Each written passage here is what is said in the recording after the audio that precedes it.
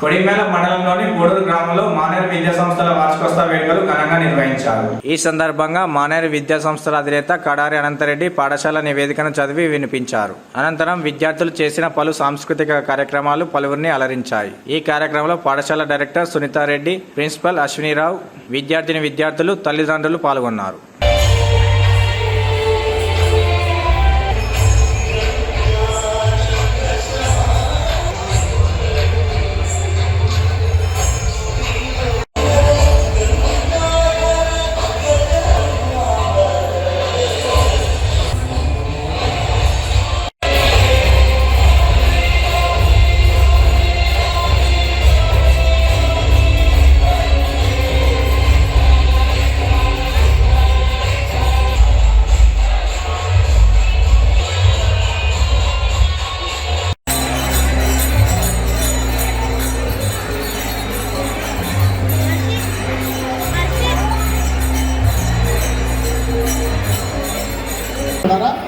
మీరంతా రావారు, మనమంతా ఒకే గాలి పీల్చుకున్నాము, మనమంతా ఒకే నీరు తాగిన ఒకే ప్రాంతం వాళ్ళం కనుక మనమంతా ఒకే రకమైన ఫుడ్ అలవాట్లు ఉన్న వాళ్ళము, ఒకే ఆచారాలు ఉన్న వాళ్ళము.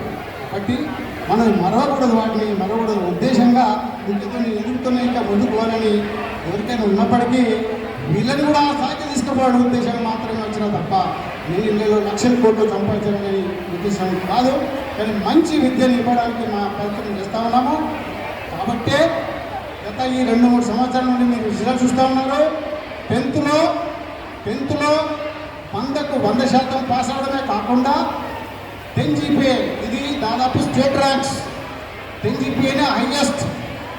10 GPA ఒక రూరల్ బెల్ట్లో చదువుకున్న వాళ్ళు, కుగ్రామంలో చదువుకున్న వాళ్ళు 10 GPA రావడం అనేది చాలా కష్టం, చాలా కష్టం.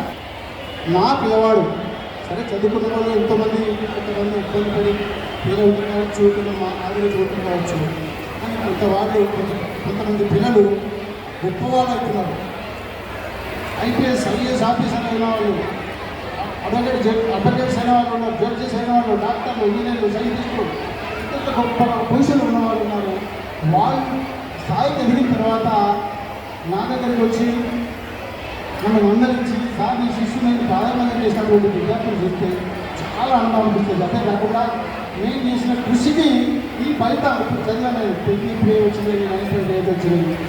ఎప్పుడైతే మేము ఒక 4th year కష్టపడి మరి ఇందులో నా ఒక కృషి ఉండదు, మరి మా టీచర్స్ కూడా పాపం చాలా కష్టపడతారండి.